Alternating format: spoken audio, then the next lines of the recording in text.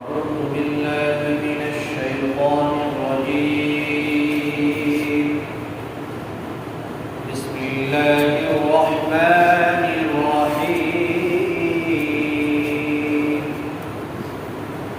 ثم أفيضوا من حيث أفاض الناس واستغفروا الله إن الله غفور رحيم.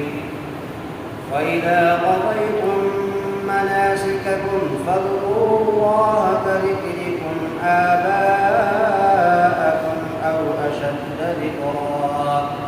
ومن الناس من يقول ربنا آتنا في الدنيا وما له في الآخرة من خلاق.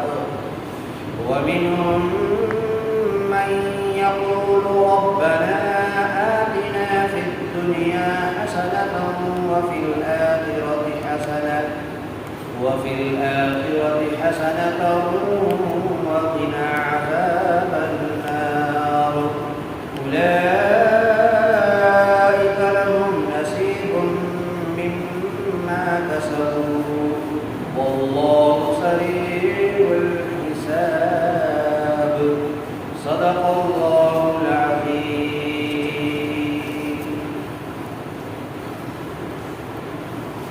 پھر تم لوگ اسی جگہ سے روانہ ہو جہاں سے اور لوگ عام لوگ روانہ ہوتے ہیں، اور اللہ تبارک و تعالیٰ سے مغفرت چاہو.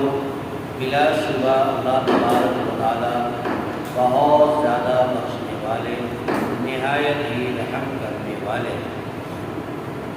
بس جب تم حج کے تمام کاموں سے، تمام ارکانوں سے فارغ ہو جاؤ، مکمل کر چکو، تو اللہ تبارک و تعالیٰ کا ذکر کرو. اللہ کا ذکر ایسا ہی کرو جیسا کہ تم لوگ اپنے آباء و اجداد کا ذکر کرتے ہو، یا اس سے بھی زیادہ ذکر کرو. بس لوگوں میں بعض وہ ہے جو کہتے ہیں کہ ہمارے رب ہم کو دنیا کے اندر عطا کرو، تو ان لوگوں کے لیے آخرت میں کوئی حصہ نہیں ہے. اور ان میں سے بعض لوگ ایسے ہیں جو یہ کہتے ہیں کہ ہمارے رب ہم کو دنیا میں بھلائی عطا کر اور آخرت میں بھی بھلائی عطا کر، اور ہمیں عذاب جہنم سے، جہنم کی عذاب سے بچا. وہی لوگ ہیں کہ ان کے لیے ان کے کمائی کا حصہ ان کو ملے گا، اور اللہ تبارک و تعالیٰ جلد حساب لینے والے ہیں. چند آیت کریمہ کی تلاوت ہوئی. یہ سورۃ البقرہ کی تفسیر اور ان کا بیان ترتیب کے ساتھ چلتا ہوا آ رہا ہے. ہم اور آپ ہر ہفتے سنتے ہیں، سماعت کرتے ہیں. تو ابھی جو یہ حکم چل رہا ہے یہ حج کے بارے میں، اس سے قبل حج اور عمرہ کے بارے میں بیان ہوا، اور پھر اب یہاں پر باقاعدہ حج کے مسائل کو، حج کے ارکان کو، اور حج کے جو مہینے معلوم اور متعین ہیں اس کے بارے میں بیان ہوا. اب یہاں سے کہہ رہے ہیں کہ تم لوگ اسی جگہ سے روانہ ہو جہاں سے عام لوگ روانہ ہوتے ہیں، جہاں سے عام لوگ لوٹتے ہیں. کہ اس زمانے کے اندر یہ دستور تھا. اس آیت کا شان نزول یوں کہہ لیجیے کہ کچھ لوگ ایسے تھے جو کعبۃ اللہ کے اور خانہ کعبہ کے محافظ اور مجاور اپنے آپ کو کہتے تھے. وہ لوگ یہ چاہتے تھے اور یہ کرتے تھے کہ جب ہم وہاں سے راستے یعنی عرفات کے لیے روانہ ہو تو معاملہ یہ تھا کہ جب تک عرفات میں جا کر کے وقوف عرفہ نہ کرے، وہاں سے لوٹنے، وہاں سے عرفہ کے بعد، وقوف کے بعد لوٹنے کی اجازت تھی. تو جو لوگ اپنے آپ کو مجاور و محافظ کہا کرتے تھے وہ لوگ جاتے جاتے راستے میں مزدلفہ میں قیام کر لیتے، اور یہ اپنے آپ کو فخر کرتے تھے کہ ہم لوگ مجاور ہیں، محافظ ہیں، خانہ کعبہ کی دیکھ بھال کرتے ہیں. ہمارے لیے احرام باندھ کر کے وقوف کرنا یعنی عرفات کے اندر میدان میں جانا، گویا کہ یہ اس سے باہر نکلنا، حدود حرم سے باہر نکلنا یہ ہمارے لیے مناسب اور زیبا نہیں ہے. لہٰذا ہم یہیں سے یعنی مزدلفہ ہی میں رک جاتے اور وہاں سے وہ لوگ لوٹ آتے.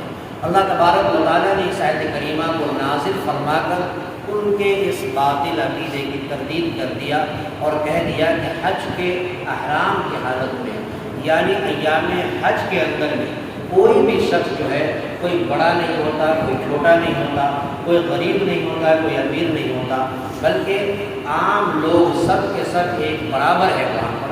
لہذا اگر تم احرام باندھ رکھے ہو تو تمہارے لیے بھی وہی حکم ہے جو عام لوگوں کے لیے حکم ہے کہ جب تک تم وقوف عرفہ نہیں کرو گے اور پھر وہاں سے تم جو لوٹو گے روانہ ہوگے، جیسا کہ عام لوگ روانہ ہوتے ہیں ویسا ہی کرنا پڑے گا۔ اور اسی کو کہا ثم افیضوا من حیث افاض الناس، پھر تم لوگ روانہ ہو اسی جگہ سے جہاں سے عام لوگ روانہ ہوتے ہیں، واستغفروا اللہ، اور تم اللہ سے پناہ مانگو، اللہ سے استغفار چاہو۔ اب وہاں سے آ کر جب حج کے یہ وقوف عرفہ کر لو اور تمام چیزیں اللہ تبارک و تعالیٰ نے جب توفیق دی ادا کرنے کی، تو ایسی صورت میں اللہ سے پناہ مانگو اور اپنے گناہوں کی بخشش چاہو۔ کیوں؟ اس لیے کہ بلا شبہ اللہ تبارک و تعالیٰ مغفرت کرنے والے، نہایت ہی رحم کرنے والے ہیں۔ واستغفر اللہ ان اللہ غفور رحیم، بلا شبہ اللہ تبارک و تعالیٰ مغفرت کرنے والے، رحم کرنے والے ہیں۔ اگلی آیت کے اندر کہا کہ جب تم مناسک حج یعنی حج کے تمام کاموں سے فارغ ہو جاؤ اور تمام کام کر لو تو تم اللہ تبارک و تعالیٰ کا ذکر ایسا ہی کرو جیسا کہ تم اپنے آباء و اجداد کا ذکر کرتے۔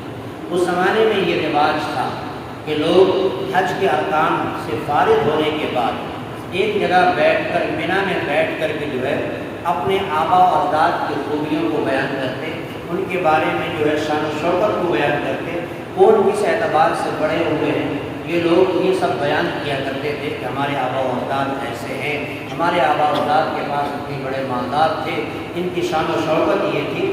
یعنی کہ حج کے ارکان سے فارغ ہونے کے بعد کوئی اور دوسرا کام ان کو نہیں ملتا، بلکہ صرف اپنے آباء و اجداد کی بڑائی اور کبریائی بیان کرتے تھے۔ جبکہ ہونا تو یہ چاہیے کہ لوگ 7 سمندر پار ہو کر کے دور دراز سفر کر کے حج کے اندر پہنچتے ہیں، وہاں پر تو یہ ہونا چاہیے کہ ایک ایک منٹ ایک ایک سیکنڈ جو ہے صرف اللہ کا ذکر کرنے کے لیے ہے، اللہ کا شکر ادا کرنے کے لیے ہے۔ لہذا اگر کوئی موقع ملے تو وہاں فوراً انسان کو تمام کاموں سے فارغ ہو کر اللہ تبارک و تعالیٰ کا شکر ادا کرنا چاہیے کہ باری تعالیٰ نے ہمیں وہ موقع میسر دیا کہ ہم نے جو حج کے تمام ارکان کو ادا کیا اور تمام رکن کو ادا کرنے کے بعد اللہ کا ذکر جتنا زیادہ ہو سکے کثرت کے ساتھ کرنا چاہیے۔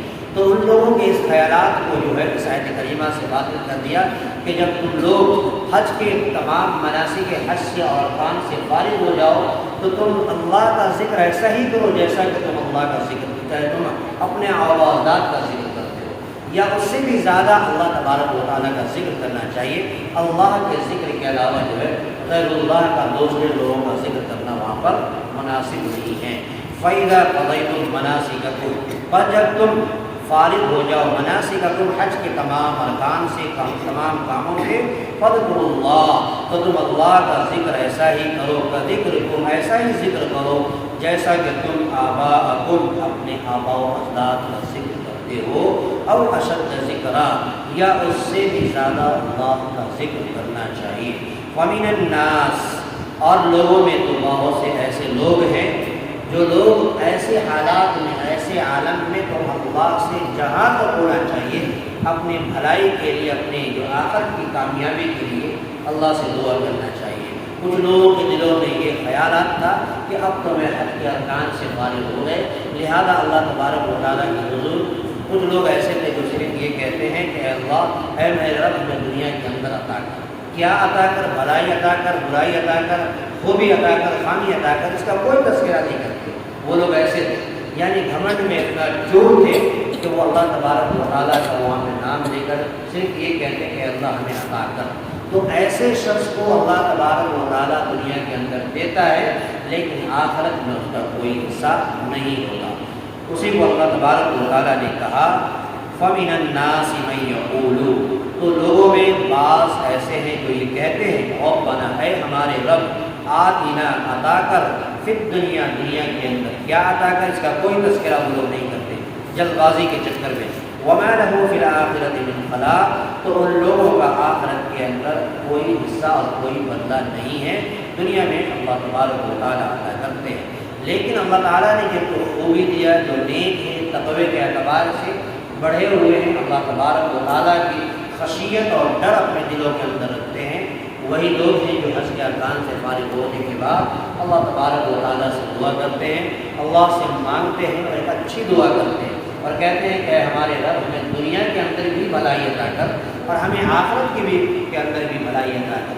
دنیا میں بھی ہم کامیاب ہونا چاہتے ہیں اور آخرت کے اندر میں بھی کامیاب ہونا چاہتے ہیں، لہذا دنیا اور آخرت دونوں کی بھلائی کے لیے وہ دعا کرتے، اور یہاں تک کہ ان کی زبان پر یہ بھی آتا کہ اے باری تعالیٰ ہمیں عذاب جہنم سے، جہنم کی عذاب سے ہمیں بچا کر جو ہے زندگی گزارنے کی توفیق دی۔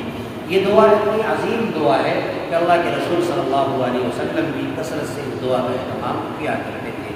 وَمِنْهُمْ مَن يَقُولُ، اور ان میں سے بعض وہ ہیں جو لوگ یہ کہتے ہیں ربنا، اے ہمارے رب، آتنا، ہمیں عطا کر، فی الدنیا، دنیا میں، حسنہ، بھلائی، وفی الآخرۃ حسنہ، اور آخرت کے اندر میں بھی بھلائی عطا فرما، وقنا عذاب النار، اور اے اللہ، اے باری تعالیٰ، ہمیں جہنم کے عذاب سے بچا۔ یہ دعا اللہ تبارک و تعالیٰ کے نیک بندے مانگتے ہیں، اور ایسے ہی لوگوں کے بارے میں قرآن نے تعریف کیا، اولئک لهم نصیب مما کسبوا، کہ وہی لوگ ہیں کہ ان کے لیے ان کی کمائی کا بدلہ ان کو قیامت کے اندر ملے گا، اور ان کے لیے ان کے کمائی میں سے ثواب کی شکل میں حصہ اللہ تبارک و تعالیٰ عطا کرے گا۔ واللہ سریع الحساب، اور اللہ تبارک و تعالیٰ جلد حساب لینے والے ہیں۔ آج کے درس قرآن سے، آج کے سبق سے ہمیں اور آپ کو یہ پیغام ملا کہ اللہ تبارک و تعالیٰ کا جو بھی احکام نازل ہو، جو بھی فرمان نازل ہوتا ہے، بلا چلا اسے اپنی زندگی کے اندر جگہ دینا چاہیے۔ دوسری بات یہ معلوم ہوئی کہ جب بھی اللہ تبارک و تعالیٰ سے اپنے لیے کچھ مانگے تو دنیا کے اندر میں بھی بھلائی مانگے، آخرت کے اندر میں بھی بھلائی مانگے، اور دنیا اور آخرت دونوں میں کامیابی کی بھلائی مانگے، وہی انسان دنیا کے اندر بھی کامیاب ہوتا ہے اور آخرت کے اندر میں بھی کامیاب ہوتا ہے۔ ایسا نہ ہو کہ دنیا کے لیے صرف بھلائی مانگے اور آخرت کو انسان بھول جائے، ایسا نہیں ہونا چاہیے۔ اللہ تعالیٰ سے دعا ہے باری تعالیٰ پروردگار عالم ہمیں بھی، آپ کو بھی آج کے درس قرآن اور آج کی آیت کریمہ پر عمل پیدا ہونے کی توفیق مرحمت فرمائے۔ آمین وآخر دعوانا ان الحمد للہ رب العالمین۔ اللهم صل على سيدنا شفيعنا حبيبنا نبينا كريمنا مولانا محمد وبارك وسلم۔ اللهم ربنا آتنا في الدنيا حسنة وفي الآخرة حسنة وقنا عذاب النار۔ یا الہ العالمین، رب کریم، مولا کریم، پروردگار عالم، اے اللہ رحم کا، کرم کا، عافیت کا، درگزر کا معاملہ فرما۔ اے اللہ پورے عالم اسلام کے مسلمانوں کی جان کی، مال کی، عزت کی، آبرو کی حفاظت فرما۔ مولا کریم آج کی جو درس قرآن آیت کریمہ کا ترجمہ پیش ہوا، مولا جو بھی خامیاں کوتاہیاں بولنے میں چوک ہو گئی ہیں، اللہ کے فضل سے معاف فرما۔ جو باتیں حق طریقے سے بیان ہوئی، اے اللہ تمام مجلس میں بیٹھنے والے لوگوں کو اے اللہ اس آیت کریمہ کے فرمودات پر عمل کرنے کی توفیق اور رحمت فرما۔ مولا ہم سبوں کو دار لمحے حیات قرآن کی محبت، قرآن کی عزم سینوں میں محفوظ فرما۔ اے اللہ اس طرح کی مجلسوں میں ہمیشہ ہم سبوں کو رغبت اور شوق اور لگن کے ساتھ ہم سبوں کو بیٹھنے کی توفیق اور رحمت فرما۔ اے اللہ آج کی اس مجلس کو اور آج کے اس درس قرآن سننے سنانے کو اللہ ہم سب کے لیے نجات کا ذریعہ بنا، اللہ کی قیامت کی شفاعتی کا ذریعہ بنا۔ مولا ہماری دعاؤں کو حبیب پاک صلی اللہ علیہ وسلم سے فعل مقبول عطا فرما۔ ربنا تقبل منا انك انت السميع العليم وتب علينا انك انت التواب الرحيم۔ سبحان ربك رب العزة عما يصفون وسلام على المرسلين